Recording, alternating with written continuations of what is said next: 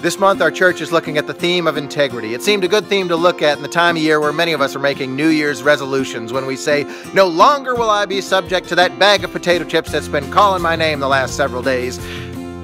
Sometimes that works out and sometimes it doesn't, but the interesting thing as we go around making these loud proclamations and declarations of how we will live is that in the Gospel of Matthew, in the Sermon on the Mount, Jesus says, don't swear to heaven, don't swear to earth. Instead, let your yes be yes, let your no be no.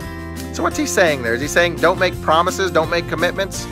I don't think so. I think he's saying don't hang up our commitments on external punishment or external reward or some imagination of divine retribution. Instead, let yes flow from the heart through your words and actions. Let no flow from the heart through your words and actions.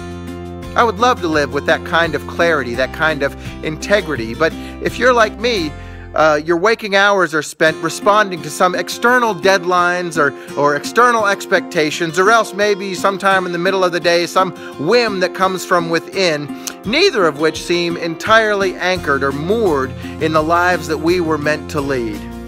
So how could we lead lives of integrity? Well, it occurs to me that we may think that a life of yes and no is just a life of obligation.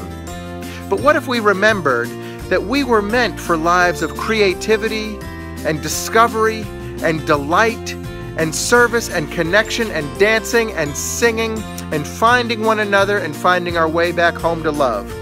And what if saying yes was saying yes to all of that, and saying no was saying no to everything that was not that? We'd be asked for some serious discernment in our choices, but I think we'd find ourselves a lot more inspired to lead lives simply of yes and no. That kind of clarity, that kind of integrity would be an invitation to delight. Good luck.